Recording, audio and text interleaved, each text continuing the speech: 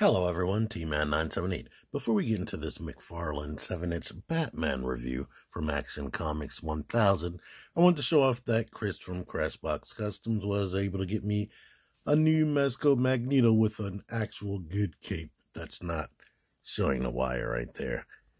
Thank you, Chris. And I wanted to also just show me with two Mezco Magnetos at the same time, because some people don't have one. T-Man978 Chill Review. Just like Superman, the packaging is awesome. It says Batman down there. You get a stand that says DC on it with a little peg hole because he has peg holes, with a little peg because he has peg holes in the bottom of the feet. And you get this collector's card right there. You get to see a better version of this, or bigger version of this picture right here on the back. But it has like a little bio on the card. I don't feel like ripping that out right now. Let's get to this daggone review. Here he is right up front with Superman. As you can see, they're roughly about the same height. Thought Batman was a little bit taller. Here's Scorpion, roughly close to the same height. Here is there Peely. Peely is taller, of course, because of his big banana head. Here's a random Marvel Legends with a cape right there. And there you go with comparisons. What's better about Batman over Superman? Superman has a bulkier body. Both of them suffer from something. I said you got to get to the sweet point, but you really got to get to the sweet point in universal ankles right there. It seems like it's either always too far back or too far forward. And in Batman's case, I'm not going to say there too, at least the stuff stays where it needs to stay. He's not like flopping around or anything. His arms are double jointed. That's different because the arms aren't as bulky as Superman's. His legs are not as thick as Superman, so this rotation right here actually works on him, and it barely does any of it. Doesn't move at all almost on Superman. Even when you put the legs up like this, you can actually rotate it right here around that universal joint. Only thing is, you see that ugly universal joint. I wish they redesigned that. And unlike Superman, the bottom part of the neck actually is articulated. So he has a ball down here, a ball up here, and a ball. I'll just show y'all. If you lift this up, they actually went the extra mile of painting the neck, and the neck does move in there. And I'll just show you. That's a separate piece. There's a ball right there. If you rotate or try to articulate too much, that's gonna pop off. It don't just pop off freely. And as you can see here, there's a little dimple right here. If you push that in, work with me now. I must have been messing with it too much. Yeah, I was messing with it too much. But there's a little dimple that makes the cape pop up. Why it's not working for me now is because I've been doing this also. Like I had him in a pose flying like this off to the side with that hanging up over there. And now the cape has, I guess, lost some of its rigidity. But he's superposable. And of course, you can rotate this all the way around and get it off of his shoulders if you want. And since I took his head off down the bottom, let me take this off. It's on a double ball post right here. So 3 ball posts, or 3 ball joints, which is cool. And the head is completely pliable. That is a good design choice. That's what Storm Collectibles does, to be honest. And because of that, you can actually shift this head up like higher than you can with Superman, and you can rotate it more and get it around this bottom part of the cape / neck right there. So his head articulation is really, really good, just like the Doom Slayer they made. The arms have no problems getting around the cape. The cape is just soft enough. People be calling this a butterfly joint, but it's really just a post with a ball on the end. And this thing right here that moves is just a cover that moves around it.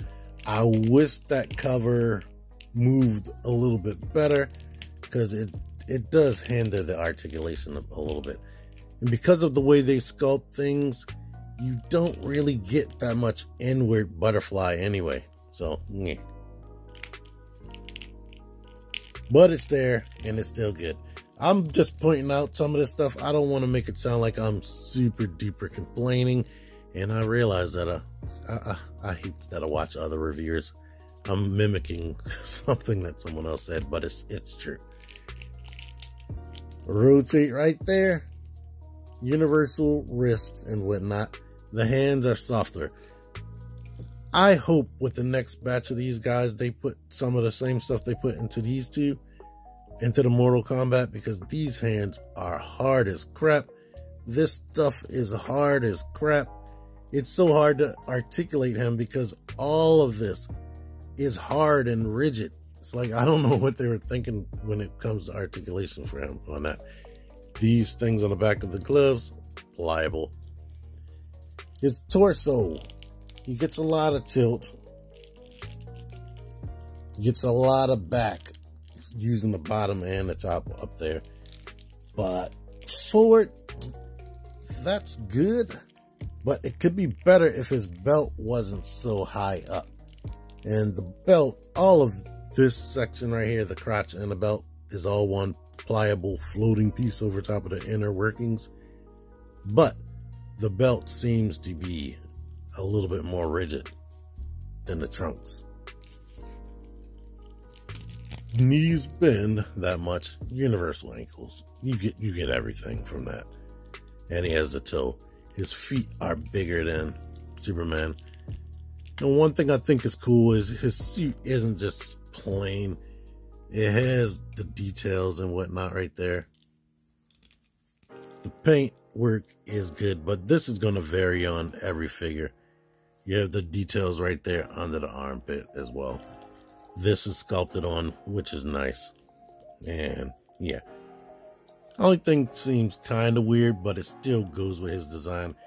His standing next to Superman, his head is smaller than Superman.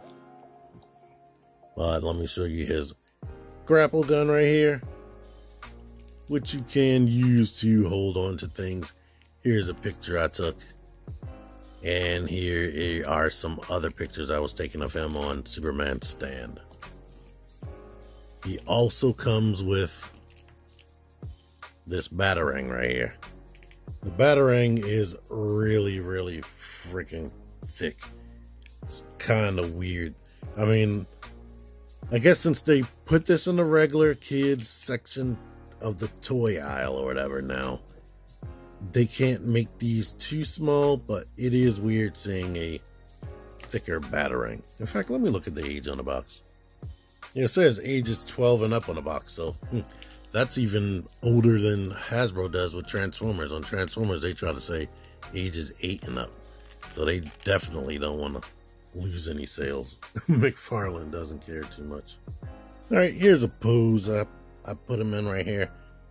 I mean, in person, I think the thing, and even from this angle, that looks good. Here's the back of the cape if I didn't show off that off, great. But the cape still looks natural on his shoulders and whatnot. No matter how dynamic you get the arms, I really like that. Appreciate that. And you can still twist it as you see fit. You'll just have to adjust the head and whatnot. His ab section, it's posable and nothing pops off there.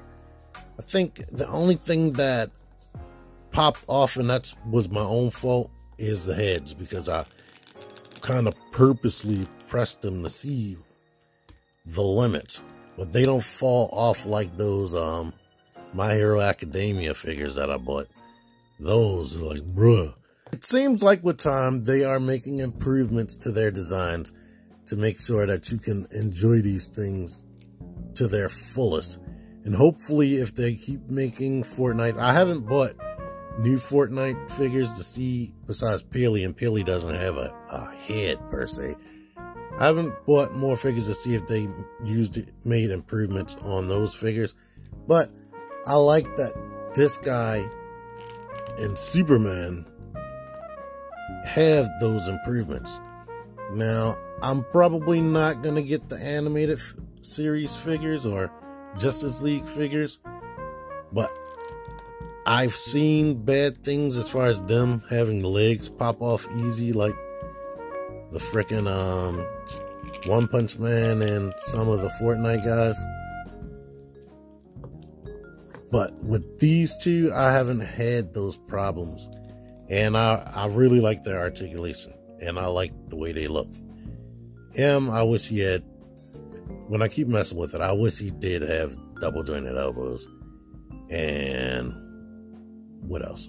Mostly the double jointed elbows. This guy, I wish he was $25 instead of the $20. And $20 for $20, this is awesome. And I think these are way better than Mattel. But I wish he was $25 and came with some extra hands. And maybe a grapple gun that doesn't have this hanging on there at all times. But it's still a cool accessory.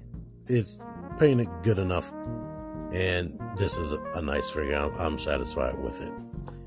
If you enjoyed this video, please don't leave without clicking like. Share this shit. That would be friggin' awesome. Until next time, T-Man978 out of here. Thank you for watching.